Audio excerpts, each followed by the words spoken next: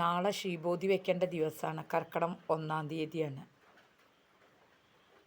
അപ്പോൾ ശ്രീബോധി വെക്കാൻ ആഗ്രഹമുള്ളവർ ലേഡീസൊക്കെ ഉണ്ടെങ്കിൽ ചിലപ്പോൾ ശ്രീബോധി വെക്കാൻ അവർക്ക് പറ്റാതെ പീരിയഡ് ടൈമൊക്കെ വന്നു കഴിഞ്ഞാൽ പറ്റാത്ത ആളുകളൊക്കെ ഉണ്ടാവും. അവരെന്ത് ചെയ്യുന്നറിയാം, ഇതുപോലെ ചെറിയൊരു കിണ്ടി ഉണ്ടെങ്കിൽ, കിണ്ടി വലിയ കിണ്ടിയായാലും കുഴപ്പമൊന്നുമില്ല, അല്ലെങ്കിൽ ഒരു ഗ്ലാസ്, നല്ലൊരു ഗ്ലാസ്, സ്റ്റീൽ ഗ്ലാസ്സോ ഓടിൻ്റെ ഗ്ലാസ് എന്തെങ്കിലും ഉണ്ടെങ്കിൽ, ഓടിൻ്റെ ഗ്ലാസ്സാണ് വേണ്ടത്.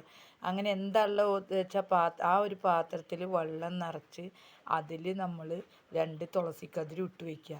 കാരണം എന്താ ചോദിച്ചാൽ കർക്കിടക മാസം കാരണവന്മാർക്ക് വേണ്ടി, പൂർവികർക്ക് വേണ്ടിയിട്ട് വെള്ളം കൊടുക്കുന്ന മാസമാണ്. അപ്പോൾ അവർ വന്ന് വെള്ളവും ഇതൊക്കെ വാങ്ങുന്നുള്ളതാണ്. അതാണ് പീഠമൊക്കെ വെച്ചിട്ട് നമ്മൾ ഈ ഒരു മാസം പൂജിക്കുന്നത്. അപ്പോൾ ചെറിയൊരു കിണ്ടി ഉണ്ടെങ്കിൽ അതിൽ വെള്ളം നിറച്ച് അതിൽ കുറച്ച് തുളസിക്കതിര് ഇട്ട് വയ്ക്കുക.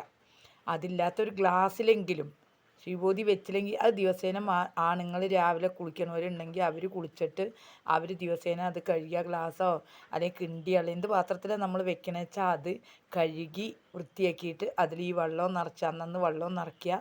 അതുപോലെ തന്നെ അതിൽ ലേശം തുളസിക്കതിര് ഇട്ട് വയ്ക്കുക. പിറ്റേ ദിവസം അത് കുളിക്കുമ്പോൾ മാറ്റിയിട്ട് അത് മാറ്റി വയ്ക്കുക. അങ്ങനെ ഈ 30 ദിവസം ചെയ്ത് രാമായണം നമുക്ക് പാരായണം ചെയ്യാൻ കഴിവില്ലാത്തവർക്ക് ഞാൻ ചെറിയൊരു രാമായണത്തിൻ്റെ ഒരു ഇത് തരാം. കാണാപ്പാഠം പഠിച്ച് ചൊല്ലിയാൽ മതി. അത് ചൊല്ലിയാൽ നമുക്ക് രാമായണം ചൊല്ലണതിന് ഫലമാണ്.